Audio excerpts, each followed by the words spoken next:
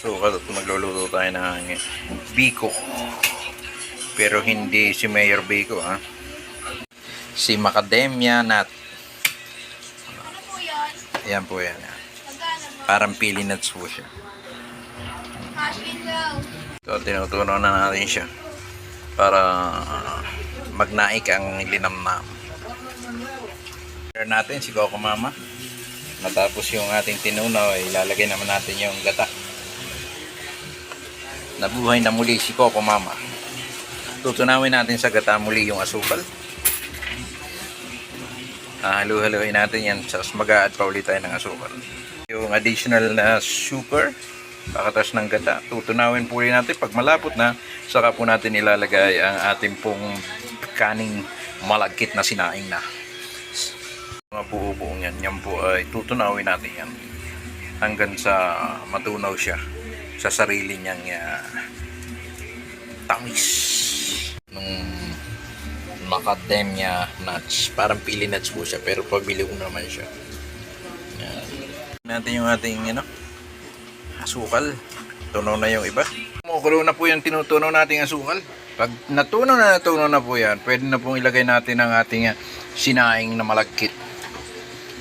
Tapos tuloy-tuloy po ang halo niyan. Ayan.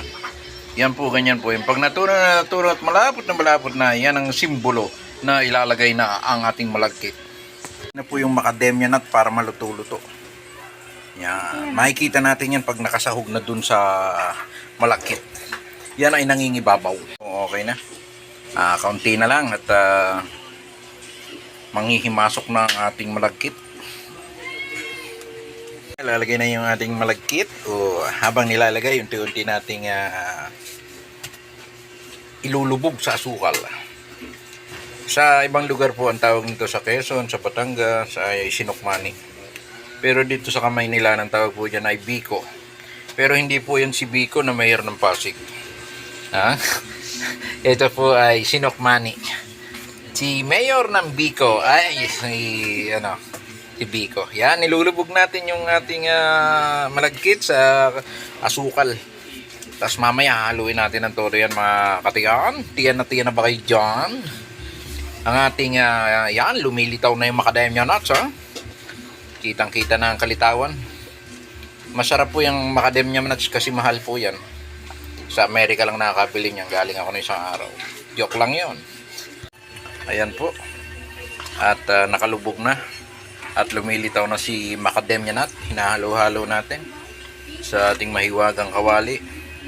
Yung kawali natin nanggaling pa sa online. Si Mayor Biko ay ang sinukmani natin. Si Biko, hahaluin natin yan. Tapos pag yan ay malamang luto na, ay dumidikit na o umihiwalay na sa kawali yung malagkit niya.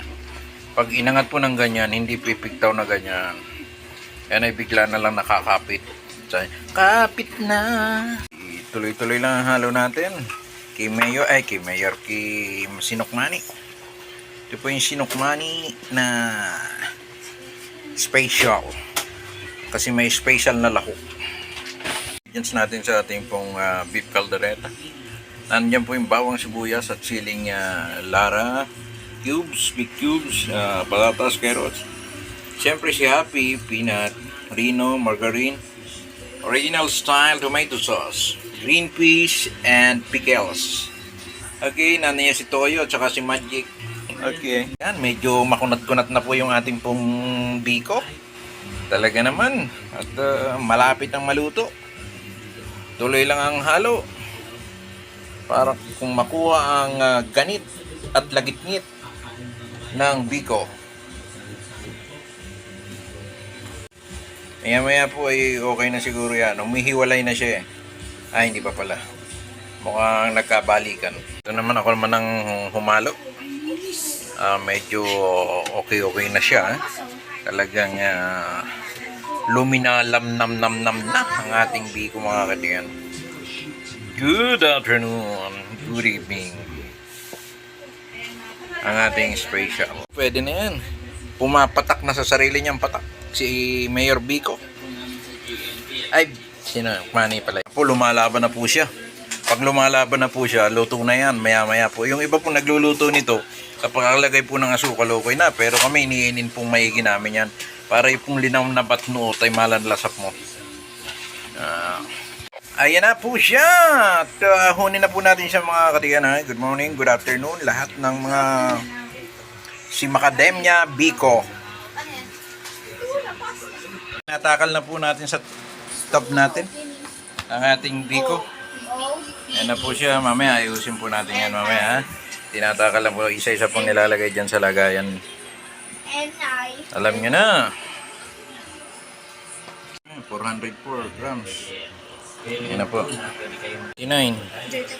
Isang yung puro 7 eh. Yan na.